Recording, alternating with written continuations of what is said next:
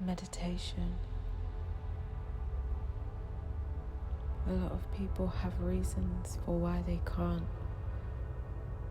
but to have arrived at meditation's door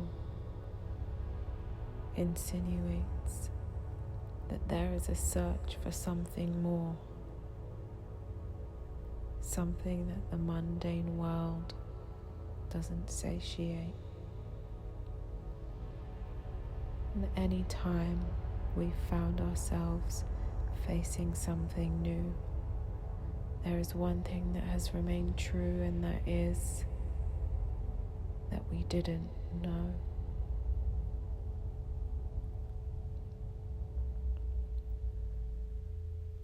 Meditation is the inquiry into the unknown.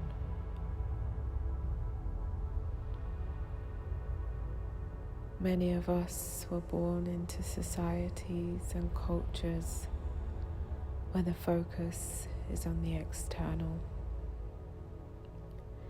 Even God was placed there, something outside of ourselves.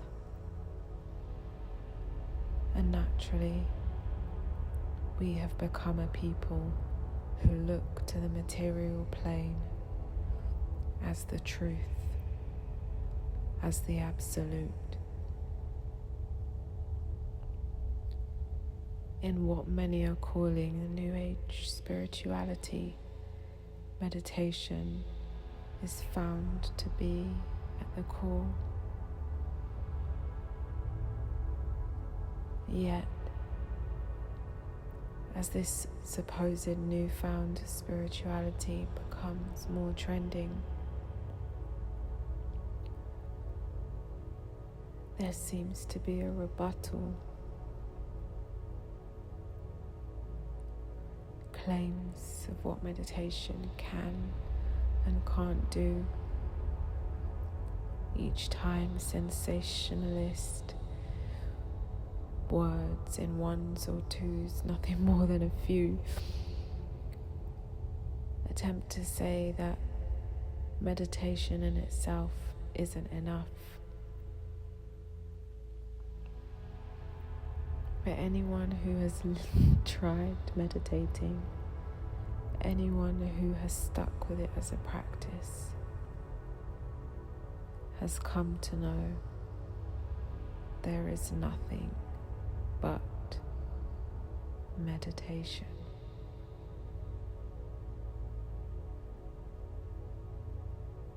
To meditate in a general sense means to focus one's attention, and I could add to focus one's attention intently.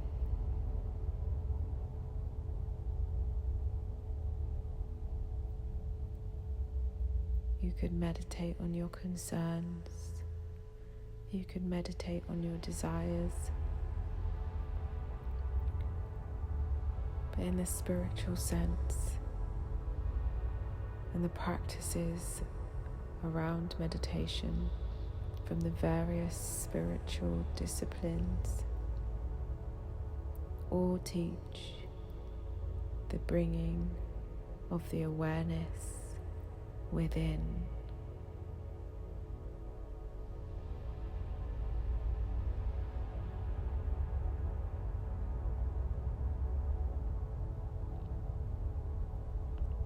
This in itself is a practice, and for me is where I found great sweetness. It sounds corny,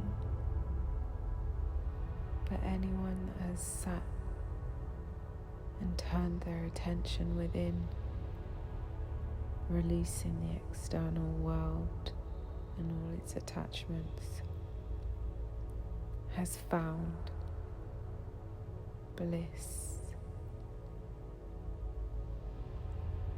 In truth, they've found more than bliss in an attempt to communicate ideas that go beyond speech. Bliss is one of the closest things that we liken it to.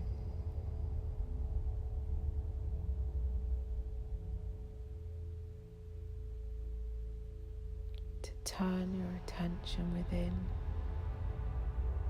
to close your eyes and regulate the breath and allow each part of your body to relax. Something surfaces that over time you begin to recognize was always there, but just outside of reach, because attention was always tied elsewhere.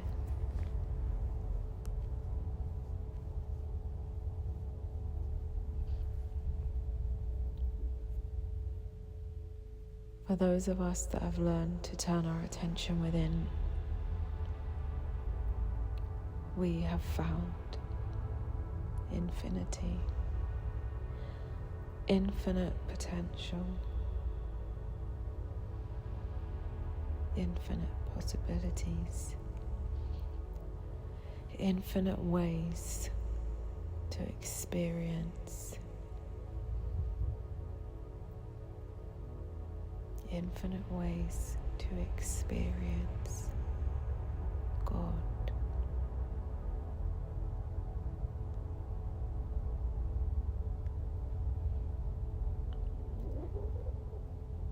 In that space, all worldly concerns fade, their importance dissolves into the knowing that from that space, anywhere attention is guided will be transformed by the power that creates worlds.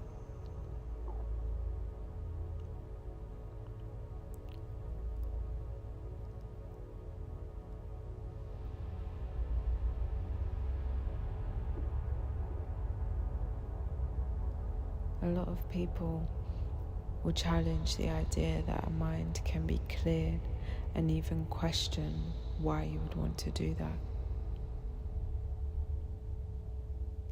But again, I think these ideas come from a space of not knowing, from having not tuned to certain light, having not expanded into certain dimensions and frequencies.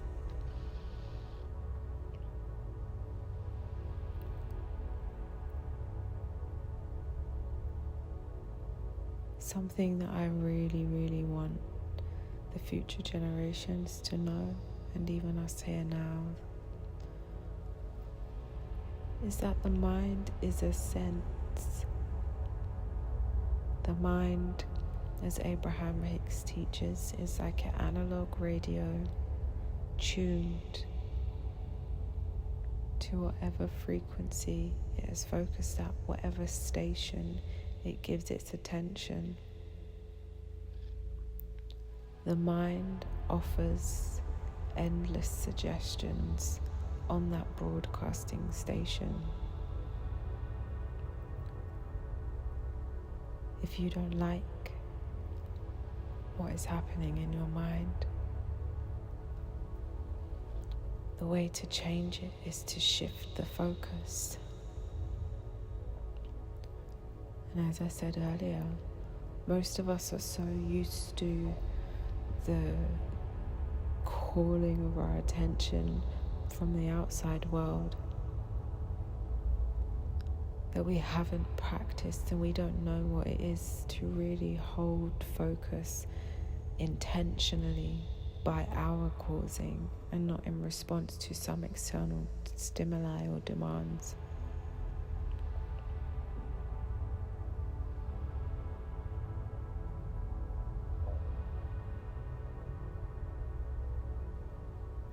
When we focus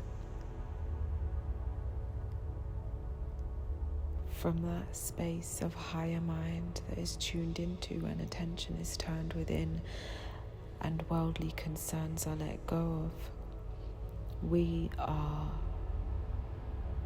powerful.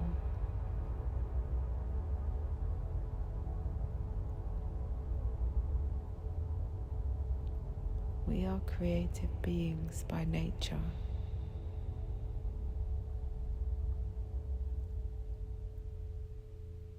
And the way we work is by magnetizing, by materializing through awareness, through emotive awareness in particular. Our emotional vibrations, our mental vibrations create an electromagnetic field that magnetizes us, what we are focusing on.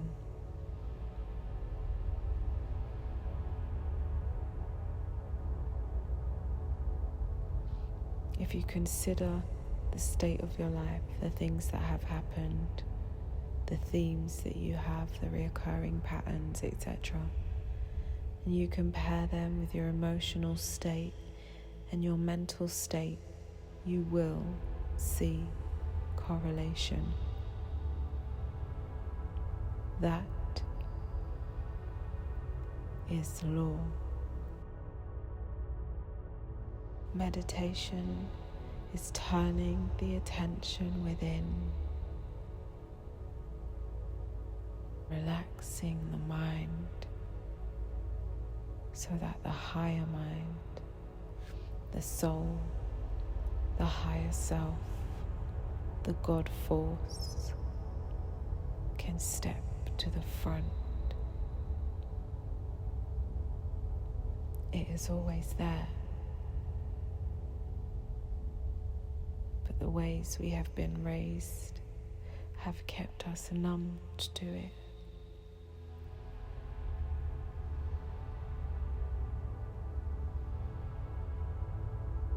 And 99% plus of existence of life is non-physical. We live on this material plane in the 1%. Meditation is how we access infinite power.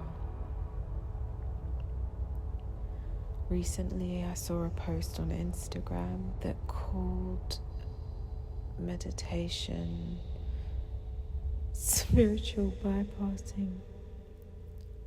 And obviously I couldn't help but laugh, because there is nothing more spiritual that one can do than to anchor who you are in this material world, to anchor the soul, to anchor the spiritual perspective, to walk in your creative birthright and power in this world,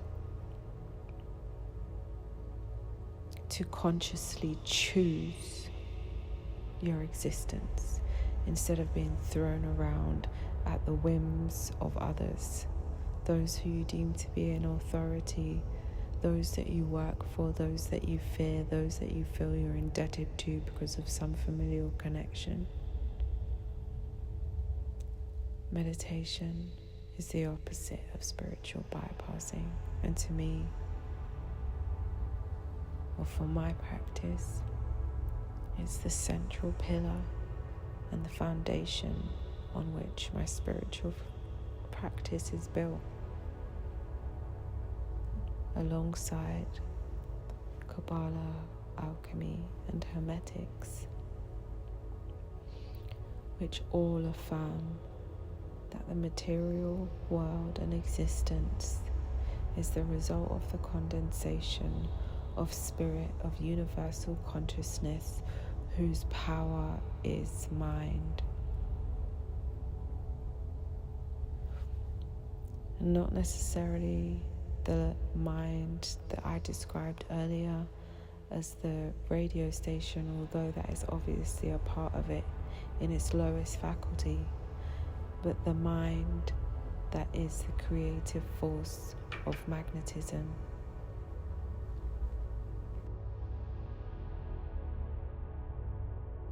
The world that we live in comes from this force of focus The more we focus, the stronger the vortex is that we build, and the more we live the intent of our awareness. So practices like learning to clear the mind in a meditative state are how we are able to rise above the ego, rise above the fear-based subconscious mind chatter or unconscious mind chatter, and to allow ourselves to hear our intuition. Anyone that is guided by the intuition knows that the intuition doesn't shout. The intuition is only heard clearly in the stillness. Our intuition is our ultimate guidance. It is that higher part of ourself, the God force part of ourself, showing us the next best step.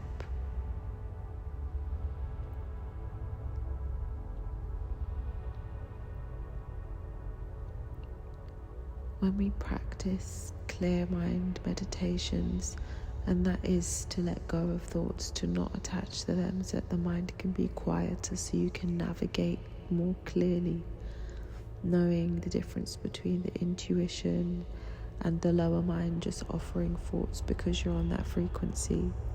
When we increase this awareness and our focus power, the way that we move out in the world changes. Over time, with practice, things that used to bother us less and less, and get less of a reaction out of us. And more we make the choices that are in line with our soul, because we recognize and understand what is going on in the mind. It is the mind or the awareness or how we focus that determines the way we behave in the world. If we perceive something to be a threat or something to be annoying or irritating, we trigger a stress response. The first thing to happen with a stress response is our breath falls out of rhythm. And as the breath falls out of rhythm, it causes biological effects that some include anxiety, that initiate the fight, flight, or freeze response. When we have a stress response, we're unable to fully listen to another if we're in conversation, and we are unable to make the decisions that would benefit us in the long run.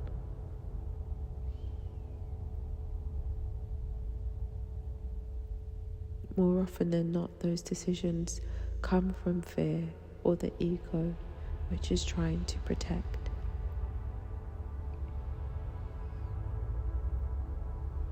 The more we practice meditation, the more we connect with our true self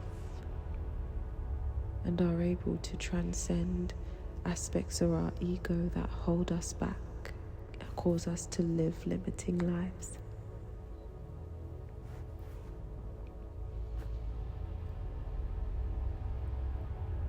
Meditation is a powerful tool to learn how to regulate fear-based reactions. I have used meditation several times to help combat really challenging situations. So recently, when I hear people say that they are unable to go into meditation because they are emotionally aroused, they're upset or they're angry, I often think that there's an opportunity that has been missed, because learning to calm yourself and to refocus in the midst of a stressful situation is one of the most powerful tools that we can have. This tool can help us to manage short-term emotional states and stop them from becoming temperaments or subconscious behaviors because of their repetition of how often they come up.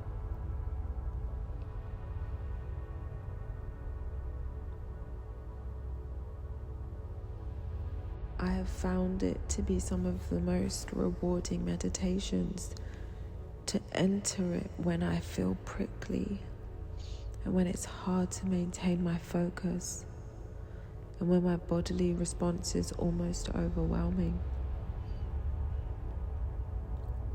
To guide myself to a steady gaze and to breathe deeply into the tensions and the pain, showing myself that there is nothing to fear, and watching my body observe and respond and listen.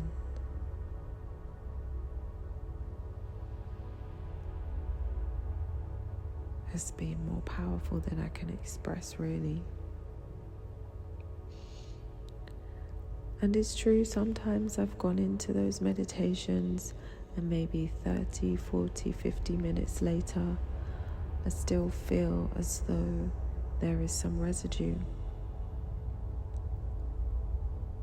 But in those times, what always happens is when I come out of the meditation, I recognize that there has still been a huge shift in how I feel.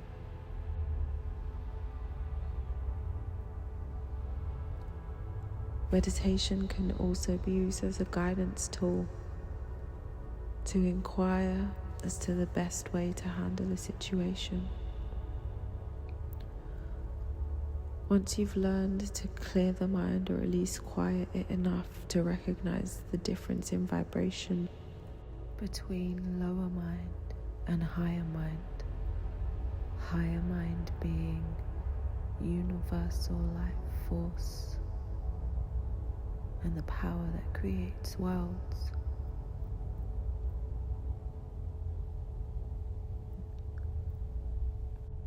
Then it becomes easy to know which one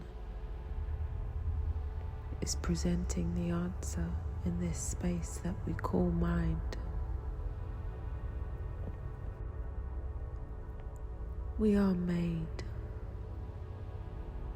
of this power, of this life force, of this creative energy. We are made of what we call God, and we have access to it as an intrinsic part of who we are. And meditation is the way to that. Previous civilizations have all documented practices in which they connect with higher forces and spirits and gods, and all include this turning of the attention inwardly.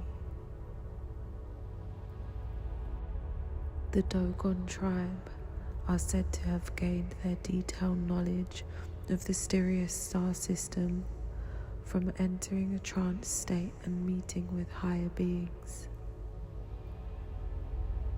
In Hinduism, there are several practices that are centered around meditation, yoga being one of them. Yoga being meditation of the body. Well, they say the body, but really the body and the mind. The body and the mind and the spirit. The body, the mind, the spirit, and the soul. Practices like yoga help to bridge between the worlds and the dimensions and the different parts and planes of ourselves.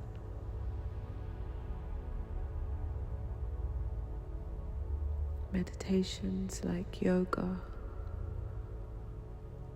help us to build a deeply intimate relationship between all those aspects: the soul, the individualized unit of consciousness, the spirit, the ever-present life force that is found in all things, that is one thing, and the body, the vehicle, the home of the soul and spirit.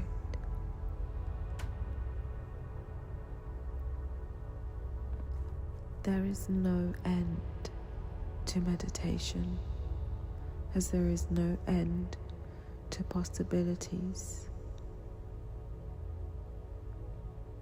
In meditation, you can simply focus on your body, then your breath,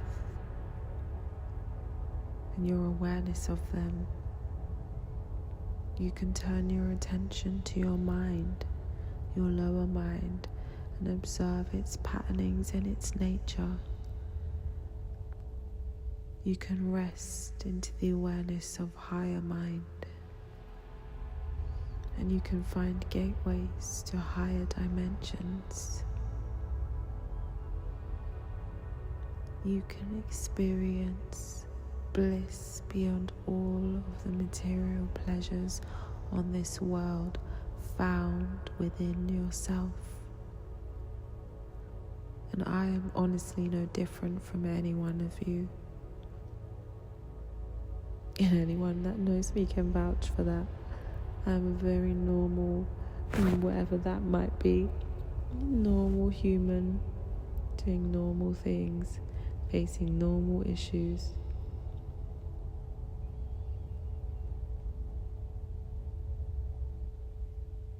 But from the core of my soul, I am in the deepest gratitude to have found my way to meditation in this life, and to have found my way back to God.